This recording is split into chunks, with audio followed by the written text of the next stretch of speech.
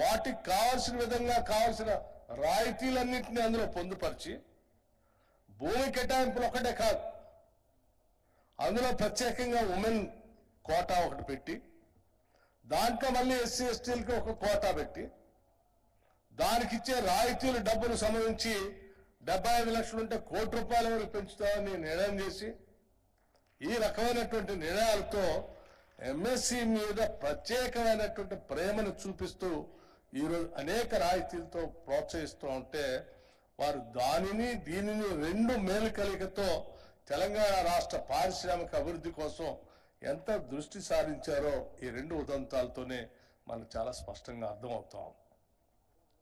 నేను డెఫినెట్గా వారిద్దరిని కూడా రాష్ట్ర ప్రభుత్వం నుంచే కాదు రాష్ట్ర ప్రజలందరి తరఫు నుంచి కూడా వారిని నేను ప్రత్యేకంగా అభినందిస్తా ఉన్నాను.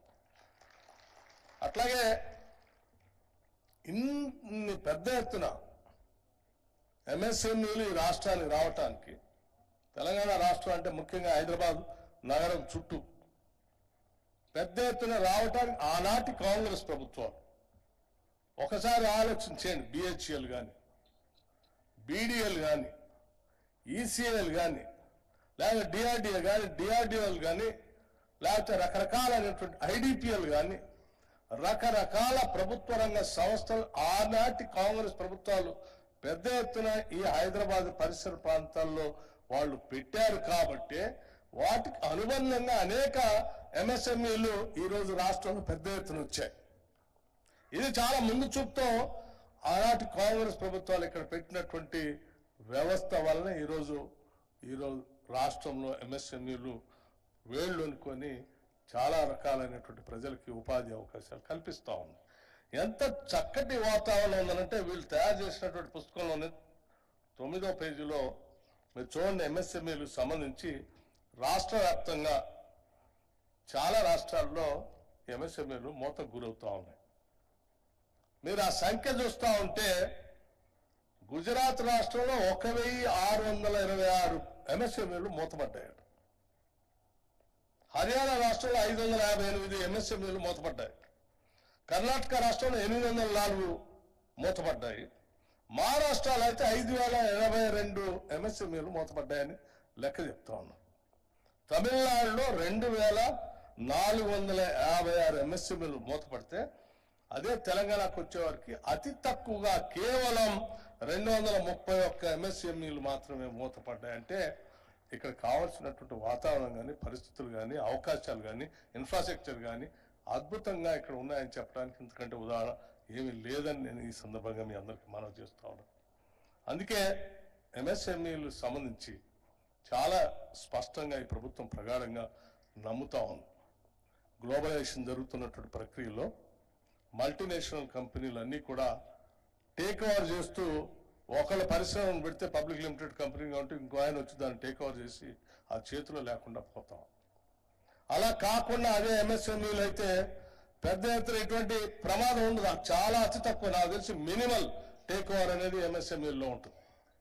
మన తెలివి మన విజ్ఞానం మనం తయారు చేసినటువంటి సంస్థ వ్యవస్థ మన చేతుల్లోనే ఉంటుంది.